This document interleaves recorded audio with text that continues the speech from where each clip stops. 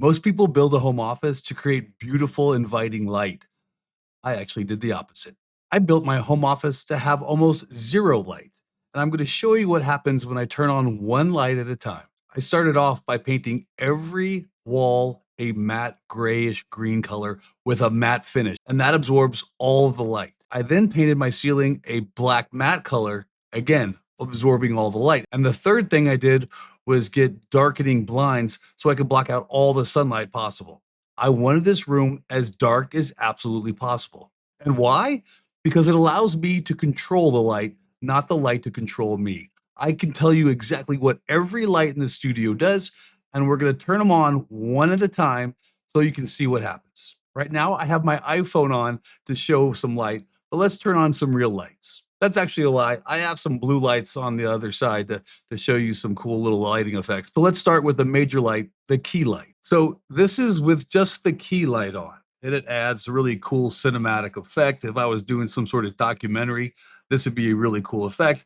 This is the major light that I have at a 45-degree angle away from my desk. This is actually an Amaron 150C is the model. And this is actually a professional level studio light with a waffle diffuser in front of it to diffuse as much light so there's not a direct glare on my face. That's the key light. Now let's add the fill light. But before we do that, do you notice all the shadows on my face? And those are done on purpose because if I wanted to have this movie studio type effect, I want this dark shadowing to happen, but typically not in my Zoom meetings. So again, let's add that fill light, which will fill the other side of my face and get these shadows away. So that's with two lights, the key light at a 45 and then also the fill lights at a 45-degree angle. They're also above me and pointing down. So if I'm wearing glasses, it takes off that little egg shape on the front of my glasses. So this is the perfect combination until I add the third light, which is the rim or hair light behind me. That's the rim or hair light, and that adds some dramatic coloring and shading and shadowing across the back of my head. This is at a 45-degree angle behind my desk and shines on my right shoulder. Probably you're looking at it on my left shoulder. And that adds this cool effect, this depth effect. So it creates a more cinematic look when you're looking on camera. If you've ever watched any movie ever, they're using a 3-light system: key light, fill light, rim light. Now we're going to add what I call motivational light, or light that adds that cool character to your shot. Notice there's no lights behind me, so let's start adding them one at a time. On both sides of my desk, I have what they call light bars. I actually have 4 of them, 2 on each side.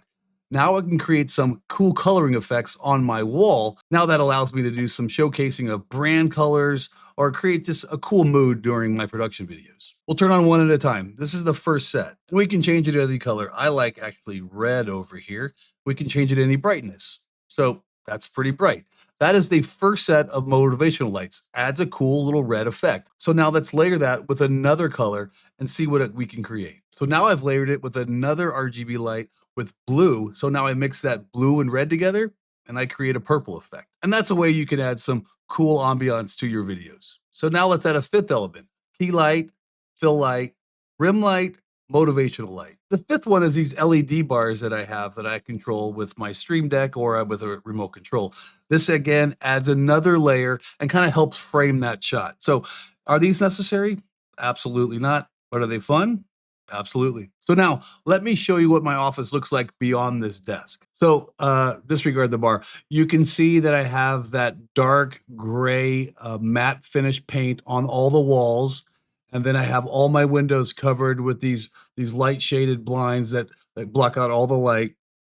This will be another studio I'll work on in a second. But then if you walk around the corner, you can see I have everything painted in a matte black. All the ceilings, all the HVAC, all the wires are matte black. And then you can see this is my studio with it fully lit. Let's just walk around to the front and see what it looks like.